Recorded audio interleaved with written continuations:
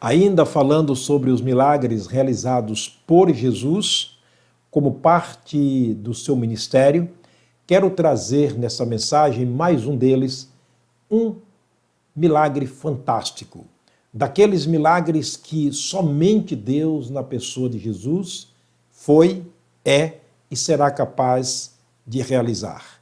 Espero que o irmão, que o amigo esteja se deliciando, sendo abençoado e crescendo espiritualmente nessas experiências maravilhosas, voltando a 2000 anos atrás, vendo e sentindo Jesus aqui no nosso meio, através da sua palavra e olhando para essas joias preciosas que ele realizou durante o seu tempo de ministério aqui no mundo, deixando registrado para nós. Paulo disse, repito mais uma vez, tudo quanto dantes foi escrito. Foi escrito para o nosso ensino, para que pela paciência e consolação das Escrituras tenhamos esperança. Então o objetivo aqui da palavra de Deus escrita, pregada, ensinada, é trazer consolação, trazer experiência, trazer fé. No último, na mensagem anterior, nós vimos quando Jesus realiza o milagre da água transformada em vinho, os seus discípulos creram nele. Este é o grande objetivo das realizações de Jesus Cristo. Vamos então para o capítulo 6 de João e vamos ver aqui a multiplicação dos pães. É fantástica essa história, esse milagre realizado por Jesus. Capítulo 6, versículo 13, João registrou o seguinte: recolheram-nos, pois, e encheram 12 cestos de pedaços dos 5 pães de cevada, que sobejaram aos que haviam comido. Sobrou 12 cestos de pedaços dos homens que comeram daqueles pães. Deve ter sido muita comida. Sabe aquelas festas que tem comida mesmo à vontade e que bois são degolados, ovelhas, galinhas e assim por diante, churrasco de todo tipo e todo tipo de comida que se come e depois sobra ao ponto de se jogar fora? Deve ter sido uma daquelas festas. Não, querido. Não, nós estamos diante de um quadro inusitado do ministério de Jesus aqui no mundo e quero te chamar a atenção para alguns versículos que também me chamam muito a atenção. Vamos para o verso 1 e o verso 2 do capítulo 6 para entendermos o que estava acontecendo aqui. Depois disto partiu Jesus para o outro lado do mar da Galileia, que é o de Tiberíades, e grande multidão seguiu, porque via os sinais que operava sobre os enfermos. O povo, percebendo os sinais que Jesus operava, aglomera-se agora uma grande multidão de gente e segue Jesus para o outro lado do mar, que é o de Tiberíades. Agora vejamos o que acontece nos versos 5 e 6. Então Jesus, levantando os olhos e vendo que era uma grande multidão, e que uma grande multidão vinha ter com ele, disse a Filipe. Filipe é um dos seus servos, dos seus seguidores, dos seus discípulos. Onde compraremos pão para estes comerem? Quando Jesus olha naquela multidão compacta, extensa, grande multidão, como João ousa dizer, Jesus se preocupa. Aparentemente, Jesus está preocupado porque ele não estava preocupado, ele sabia o que ia acontecer, mas se vira para o seu discípulo Filipe e diz, Filipe, onde nós vamos encontrar pão num deserto como este para tanta gente comer? Agora, curiosamente, o versículo 6 diz o seguinte, mas dizia isto para experimentar. Ele estava experimentando. Sabe que Deus, às vezes, ele nos experimenta? Sabe que Deus, às vezes, ele nos leva num beco sem saída? Algumas vezes Deus nos leva ao fundo do poço. Sabe que às vezes Deus nos leva a um momento inédito na vida e a gente olha assim e diz, é milagre, só Deus pode fazer isso. Olha o livramento que Ele me deu, só Deus pode fazer isso. O pior é que às vezes fica só nisto, na admiração do poder de Deus, da graça de Deus. O povo que estava seguindo Ele era uma grande multidão, por quê? Lembra do versículo 1 e 2 que lemos? Porque via os sinais que Ele fazia. Se você ler em casa, na sua Bíblia, os últimos versos desse texto, você vai ver que toda essa multidão abandonou Jesus. Quando ele começa a pegar pesado, pregar a palavra de Deus da maneira mais séria possível na sua vida, no seu ministério, eles disseram, duro esse discurso, quem é que pode ouvir?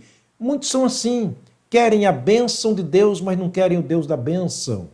Querem usufruir dos milagres de Deus, mas não querem obedecer a ordem de quem está realizando o milagre. Jesus fez isso para experimentar esse servo seu chamado Filipe. Por quê? Ele bem sabia o que ia fazer, o que havia de fazer. Diz o versículo 6 na conclusão do verso. Jesus, como Deus, sabia. Ele não precisa que alguém diga para ele. Ele diz, olha, ninguém precisa testificar para mim do homem, porque eu sei o que há no homem. Eu conheço o homem foi feito à minha imagem, à minha semelhança. Lá na maquete que Deus criou do homem, em Gênesis capítulo 1, ele diz, façamos o homem à nossa imagem, à nossa semelhança. No Salmo 139, ele disse, sem que haja uma palavra na tua boca, eu já sei de tudo. Então ele sabe tudo sobre a nossa vida. Ele estava apenas testando a fé de Filipe. Como é que está a sua fé? Qual o problema que você está enfrentando e passando nesse momento? Qual a escassez nesse momento? Qual o tamanho do problema gigante que você está olhando na sua frente? Jesus queria que Filipe olhasse para a solução e não para o problema. Mas antes de olhar para a solução, que olhasse para aquele que tem a solução, aquele que tem o poder de fazer acontecer aquilo que é impossível. Então ele fazia isso para experimentar Filipe. Agora eu quero te chamar a atenção dos versos 7, o verso 7 especialmente. Filipe respondeu-lhe, 200 dinheiro de pão não lhe bastaria para que cada um deles tomasse um pedaço, ou um pouco. Filipe parece ser um matemático. Ele pega logo a calculadora, aqui supostamente diz, olha Senhor, já fiz as contas, mas não há nada a fazer. Sabe por quê? Fiz as contas aqui, dependendo e de acordo com a multidão que nos cerca, 200 dinheiro de pão, e representava um bom dinheiro naquela época, não bastaria para que cada um pegasse uma fatia de pão. Então, pelo que eu vejo, Senhor, não há solução. Pelo que eu vejo, infelizmente, estamos sem saída. Jesus faz isso conosco. É verdade. Quando nós não podemos fazer absolutamente nada, que os nossos recursos esgotam, que a nossa capacidade esgota, que a nossa providência esgota, é aí que Deus age de maneira poderosa. Paulo bem que tentou fazer isto no seu ministério. Ele disse, eu clamei a Deus 3 vezes, mas ele me disse, não te respondo como queres que eu faça, porque a minha graça te basta. Paulo disse, agora eu sinto prazer nas fraquezas, nas injúrias, nas perseguições, porque quando sou fraco, aí é que sou forte. Aprendi a contentar-me com o que tenho. Sei ter fartura e sei viver também em escassez. E finalmente ele diz, eu sei em quem tenho crido. Sei em quem tenho crido. Combati o bom combate, acabei a carreira, guardei a fé, desde agora a coroa da justiça me está guardada. Paulo aprendeu uma grande lição, que o grande tesouro estava guardado com Cristo na glória. Foi isso que ele disse em Colossenses capítulo 3. Quando Cristo, que é a nossa vida, se manifestar, então nós também manifestaremos com ele, porque a nossa vida está escondida com ele na glória. Então, Filipe precisava aprender aqui uma grande lição. Não era dinheiro, não era diligência de Filipe, a preocupação de Filipe que ia resolver o problema. Está preocupado? Sim, se preocupe, isso é bíblico. Está fazendo projetos? Como sair desta? É uma responsabilidade sua e minha. Mas lembre-se que a resposta dos lábios sempre veio, vem e virá do Senhor. Descanse no Senhor. Agora, vamos para os versos 8 e 9. Que coisa linda isso aqui. E um dos seus discípulos, André, agora entra um outro discípulo na história. E um outro discípulo, André, irmão de Simão Pedro, disse a Jesus: está aqui um rapaz que tem 5 pães de cevada e 2 peixinhos. Isso mesmo que você ouviu. 5 pães e 2 peixinhos. Aquele pãezinho, aquele pãozinho que a gente compra na padaria, aquele pãozinho francês. Aquele pequeno não é aquela bengala, não, pãozinho. Ele diz: olha, tem aqui um rapaz, um jovem que traz um lanche do café da manhã, que traz 5 pães e 2 peixinhos. Exatamente isso mesmo, peixinho. Ele usa o diminutivo para dizer mais uma vez, na sua capacidade de não resolver nada, de não poder fazer nada, para dizer para Jesus: isso representa o quê? Não podemos fazer nada, estamos num beco sem saída. E ele termina no verso 9 dizendo o seguinte: mas que é isso para tanto? Não é assim que você e eu fazemos com aquele pouquinho que a gente tem? A gente olha e diz: puxa, mas eu estou tão compromissado hoje, ou este mês, ou este ano, e eu tenho tão pouco que não dá para nada. Querido, quando isso acontece na nossa vida, pode ser que Deus esteja agindo, pode ser que Deus queira fazer um milagre, pode ser que Deus queira fazer o impossível. Talvez Ele esteja, como no caso de Filipe, nos experimentando para ver a nossa fé. Talvez Ele esteja agindo conosco como Ele agiu com Pedro lá em alto mar, quando o barco enchia de água, era batido pelas ondas, Jesus aparece e de repente Pedro diz: Senhor, és tu? Manda-me ter sobre as águas. E Pedro começou a andar quando disse Jesus: vem, Pedro. Mas Pedro olhou para as ondas, Pedro olhou para a revolta do mar, Pedro olhou para o perigo que estava debaixo dos seus pés. Isto é, ele olhou para o problema, que era maior que ele, e começou a afundar. Foi quando Jesus disse: homem de pouca fé, por que duvidaste? Sabe que Jesus, queridos, na nossa vida, ele age, como eu disse e repito, nos levando a um labirinto, nos levando ao fundo do poço, nos levando ao último que temos em mãos, o último recurso, a última capacidade, a última ideia, a última palavra. Sempre tudo isso ele nos faz conosco para vermos o que ele pode fazer. Esses 2 discípulos que achavam que era impossível saciar o pessoal naquele momento, eles estavam para ver o grande milagre acontecer naquela hora. Quero te chamar a atenção para os versos, o versículo 10. Olha o que diz o versículo 10. E disse Jesus agora ordena mais uma vez. Eu acho interessante que para que o grande milagre aconteça, Jesus sempre está dando ordem.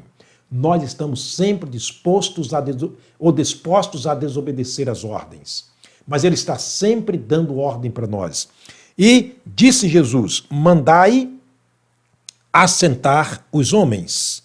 Mande os homens assentar. O que um homem assentado pode fazer? Simplesmente esperar que algo venha acontecer. Olha o restante do verso. Mandai assentar os homens, e havia muita relva naquele lugar. Assentaram-se, pois, os homens em número de quase 5.000. Quero chamar a atenção do querido irmão, do querido amigo, para a realização dos milagres de Jesus, que sempre existe uma ordem, mas sempre há uma disposição por parte dos ordenados em cumprir a ordem dele. Ele manda encher as vasilhas de água, se lembra do exemplo anterior? Encheram. Mandou tirar as águas, eles tiraram. Mandou levar o mestre Estala, eles levaram. O milagre aconteceu, a água estava transformada em vinho. Foi o tempo de fermentação do vinho, foi a ordem de Jesus. O tempo de fermentação dos acontecimentos em nossa vida está entre a ordem de Jesus e o milagre que ele realiza. Esse período é chamado de nossa obediência às suas ordens. Aqui nós temos mais uma ordem, mais uma obediência. Jesus está ordenando os discípulos, ou seja, o povo está obedecendo. Ele mandou assentar, eles assentaram, e havia muita relva naquele lugar onde eles estavam sentados. Agora, amados, veja o restante do versículo 10. Assentaram-se, pois, os homens em número de quase 5.000. Eis a grande multidão referida no versículo 1 e 2. Quase 5.000 homens. Isso mesmo que você ouviu. Eles tinham apenas o quê? 5 pães e 2 peixinhos, pequenos. E eram 5.000 homens. Parece até que Filipe e André tinham razão.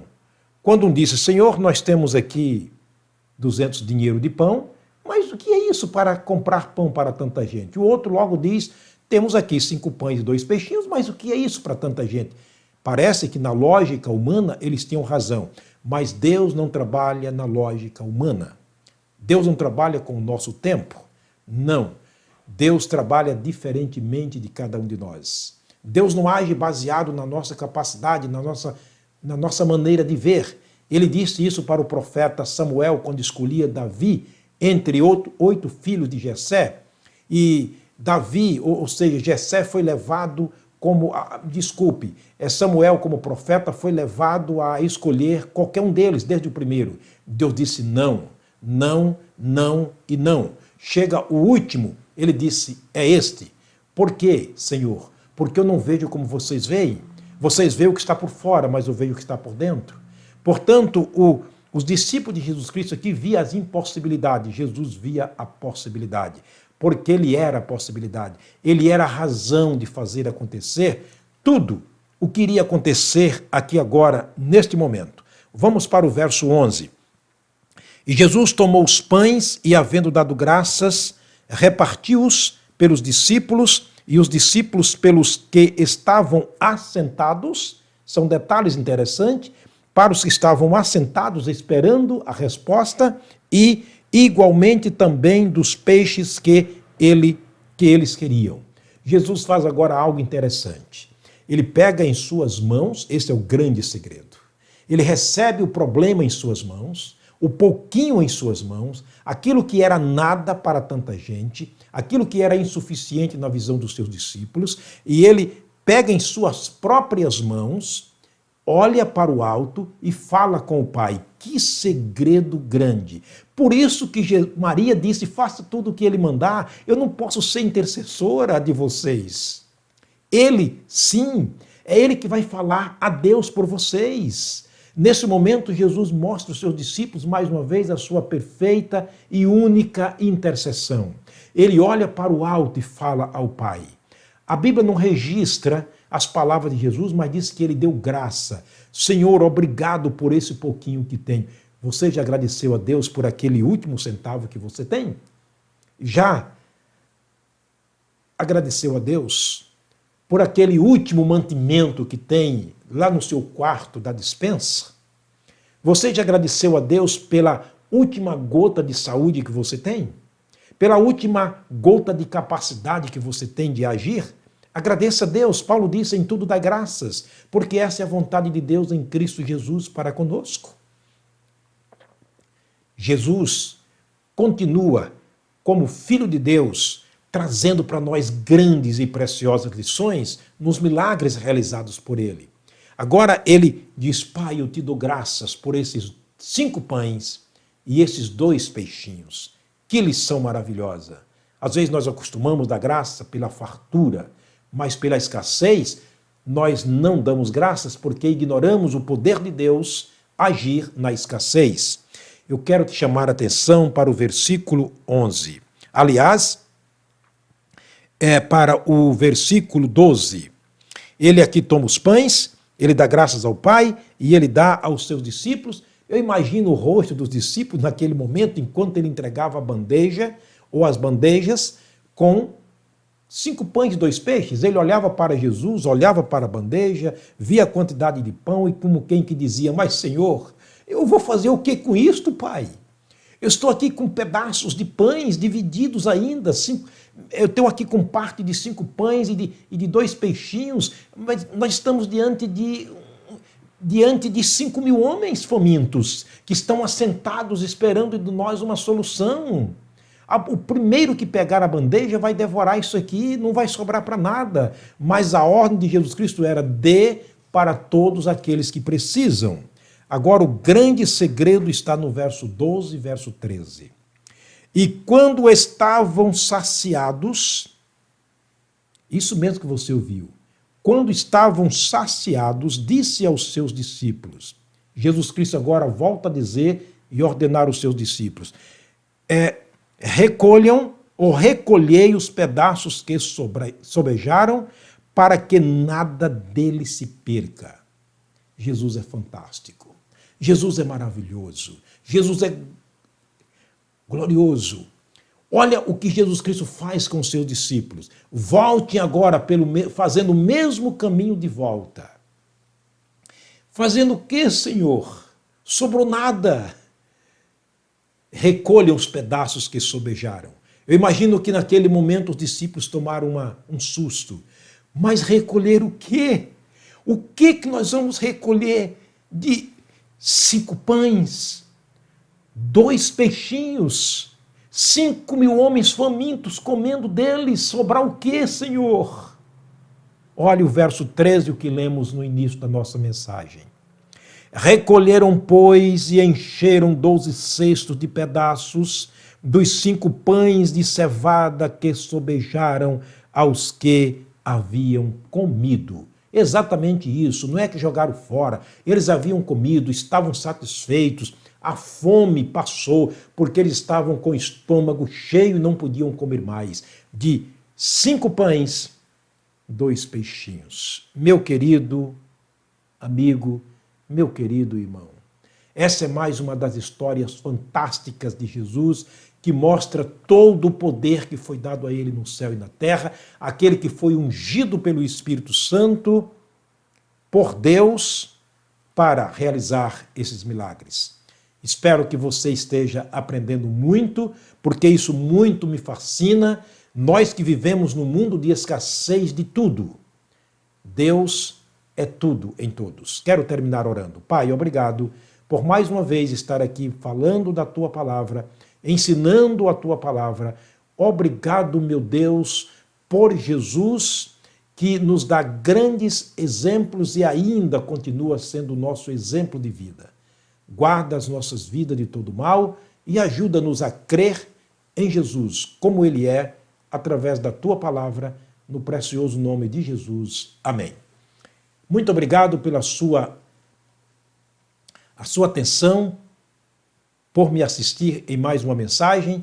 Eu te espero na próxima mensagem, se Deus quiser, para mais um dos milagres inéditos do Senhor Jesus. Que Deus te abençoe e te guarde.